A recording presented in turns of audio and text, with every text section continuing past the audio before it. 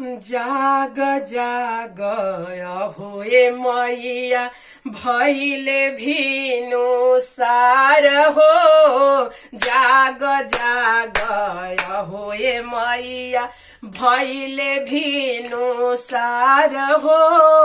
मोरवा बोले मैना बोले, मोरवा बोले मैना बोले, कोयलर बोले बाग हो।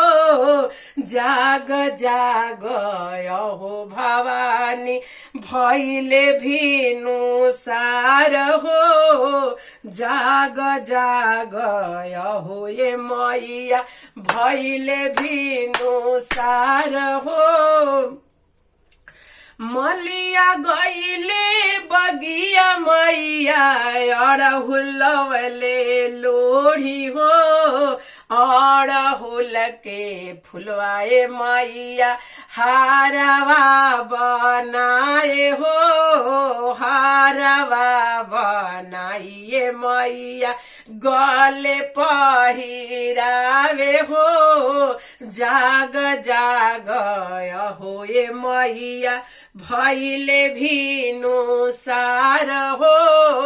जाग जाग होए मैया भैले भिनु सार हो।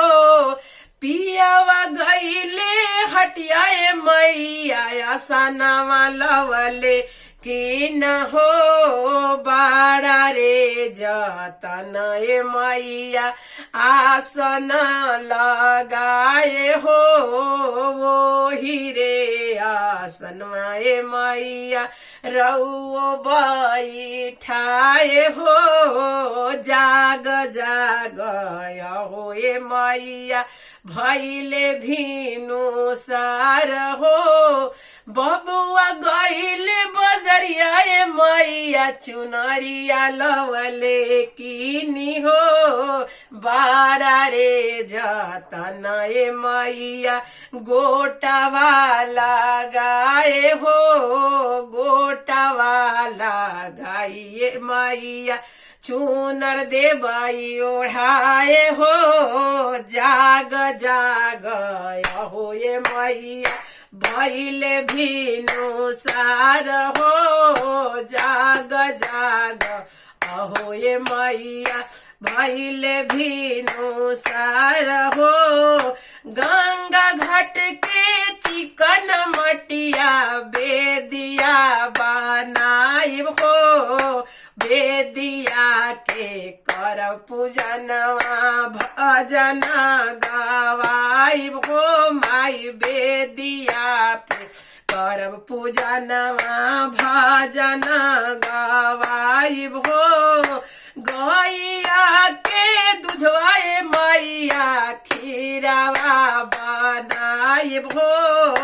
छपन भोगाए मैया भोगवा लगाई हो। जाग जाग हो ये मैया भैले भिनु सार हो। निमिया के गछिया मैया झुलवा लगाई हो। बहे पुरवैया ए मैया झूली हा झूला नवा हो। धीरे धीरे अहो ये मैया रउआ झूलुआ झूलाई हो। जाग जाग अहो ये मैया भैले भिनु सार हो। गैया के घिवाए मैया कपूरा के बाती हो। सबरे सखिया मिली आरती उतार हो। माई कुल परिवारवा मिली आरती उतार ए माई रुनु की झुनु की मैया घरवा चली आई है माई रुनु की झुनुकिए मैया घरावा चली आई है माई लाले लाले डोलिया हो चढ़ी घरावा चली आई है माई जाग जाग अहो ये मैया भैले भीनु सार हो माई जाग जाग अहो ये मैया भैले भीनु सार हो। बोलो साचे दरबार की जय, शेरा वाली मैया की जय।